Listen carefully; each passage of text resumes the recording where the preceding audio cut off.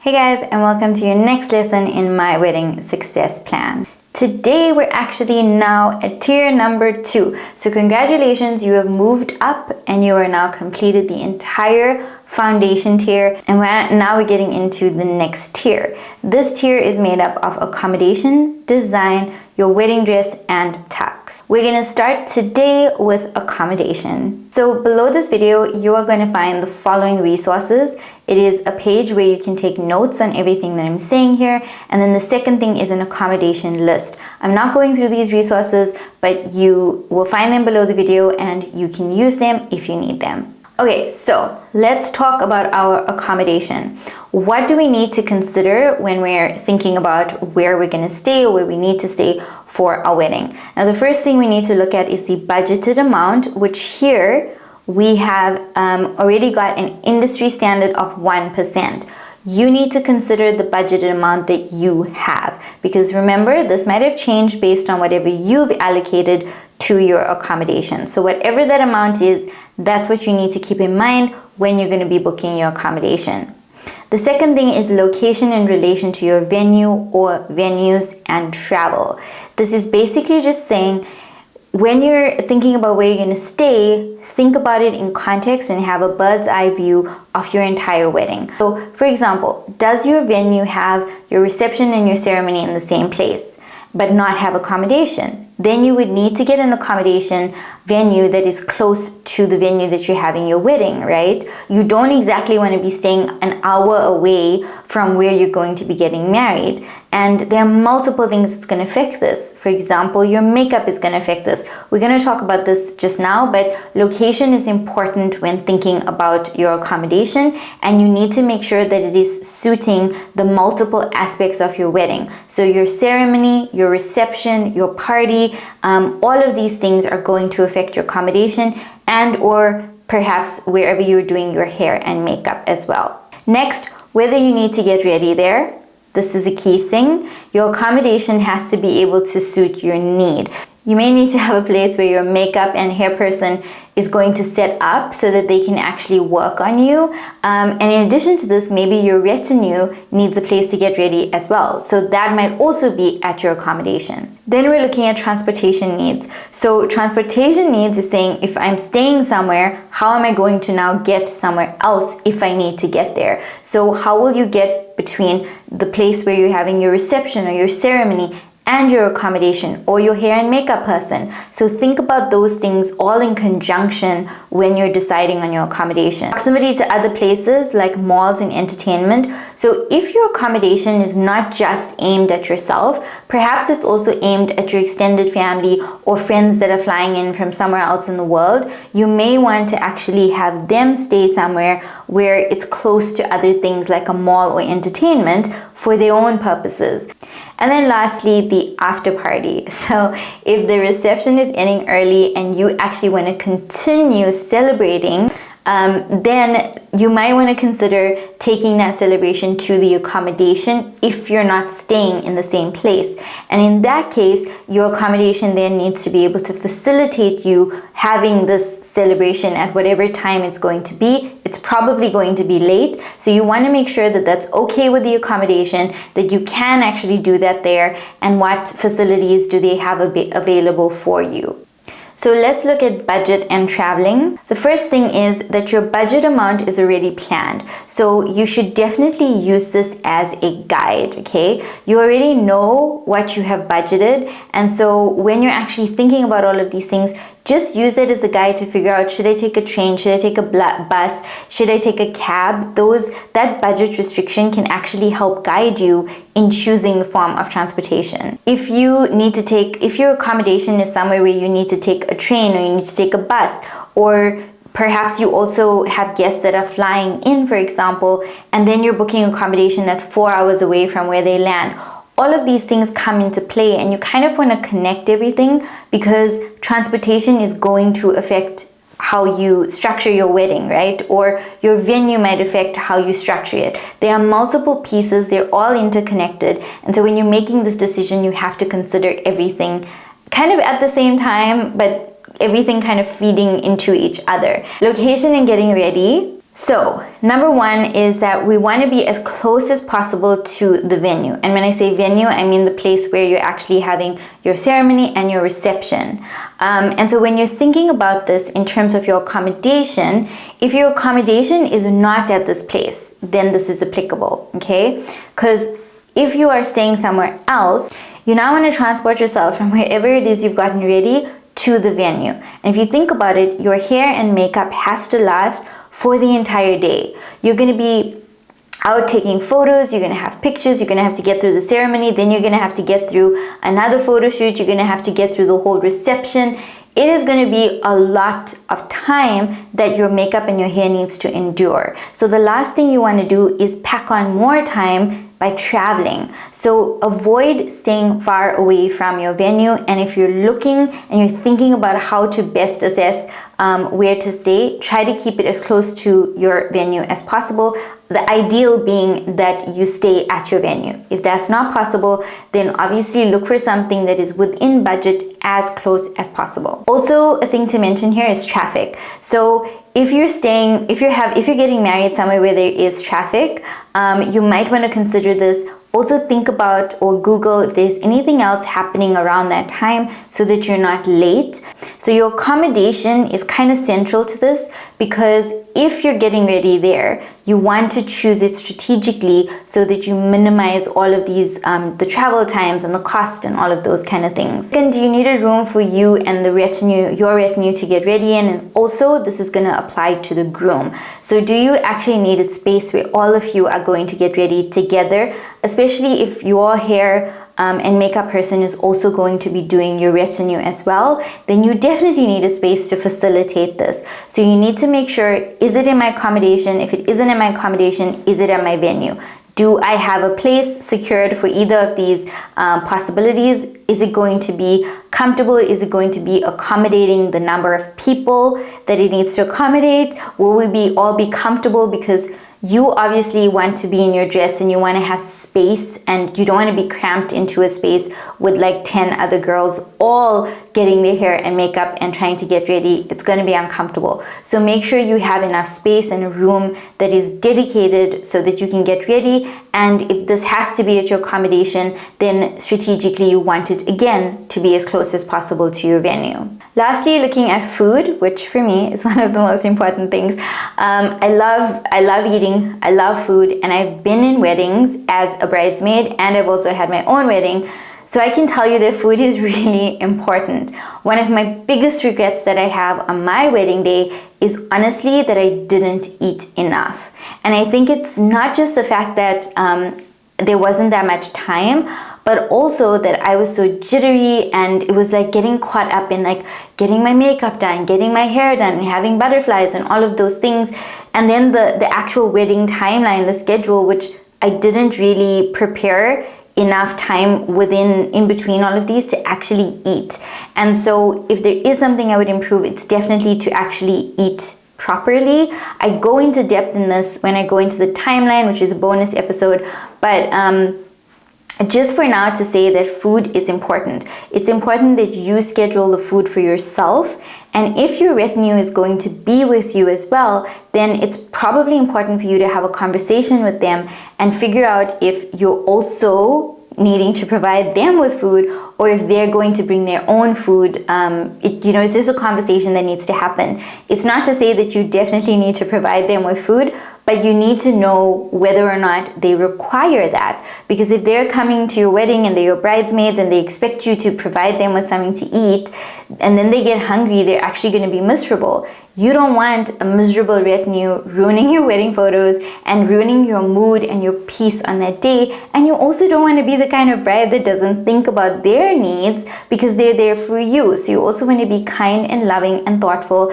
and make sure that they're comfortable and that their basic needs are being met as well. So it's important to think about food, and if you're at the accommodation, are they going to be able to provide you with some kind of snack or platter or something for you to have while you're getting ready before you go to the venue?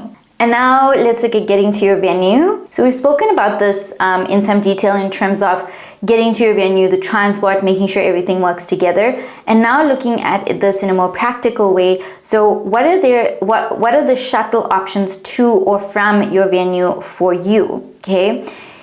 If the hotel is a preferred vendor to your venue, then most probably there's going to be a shuttle service.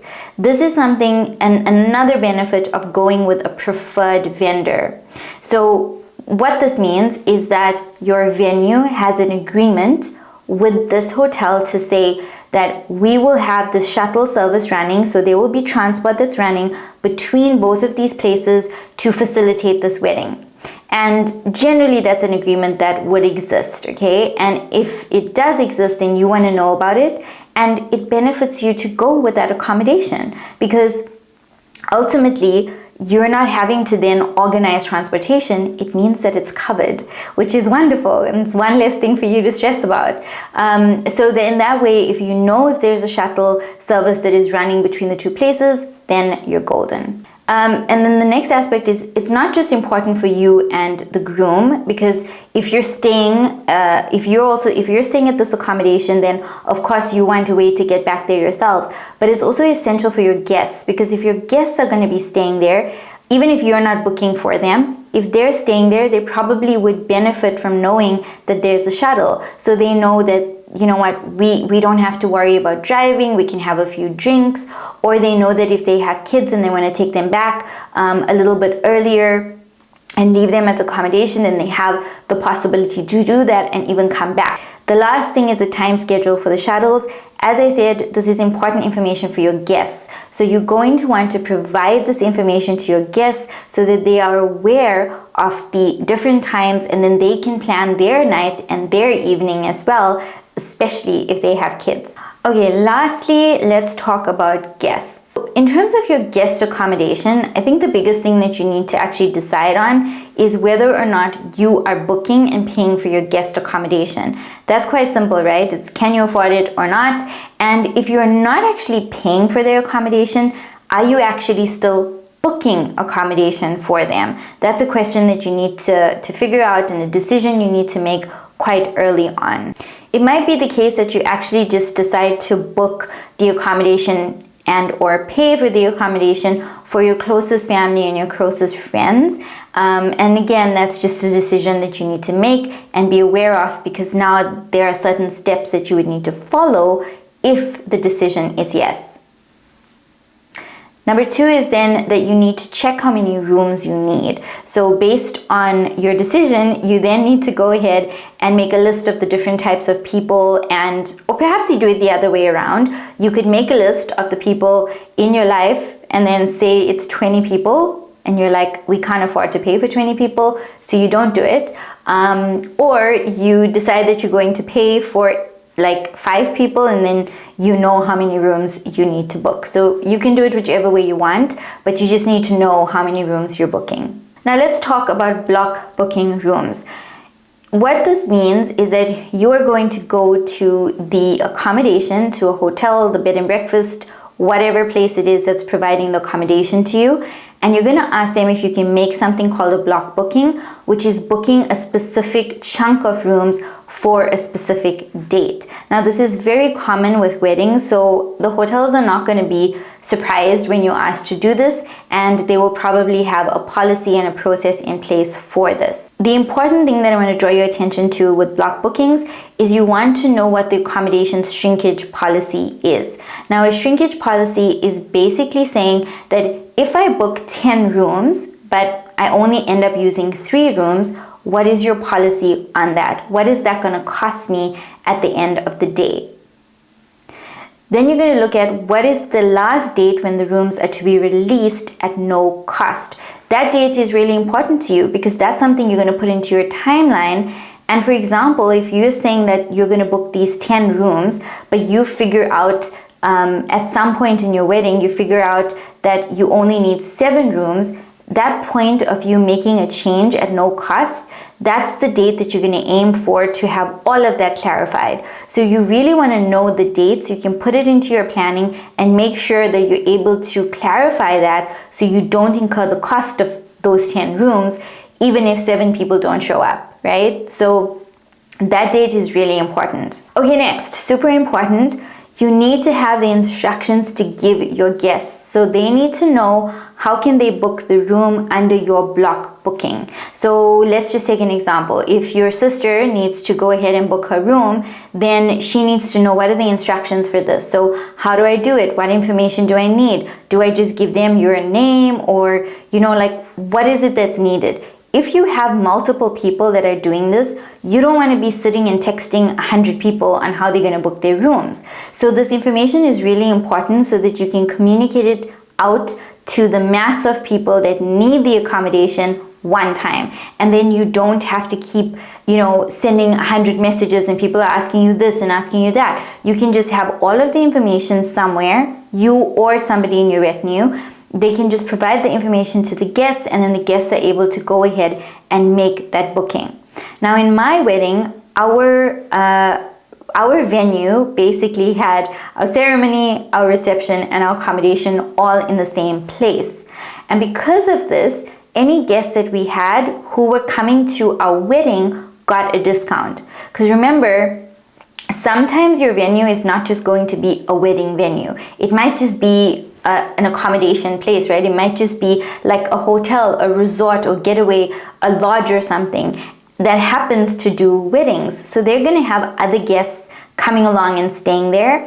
And so a way in which they would distinguish between, you know, the wedding guests and the normal guests is to then perhaps give you a code. So when your guests are booking the room in your block booking, they would then perhaps give them a code, and then they're like, okay, this guest is actually booking for a wedding, so therefore they're going to get a wedding rate.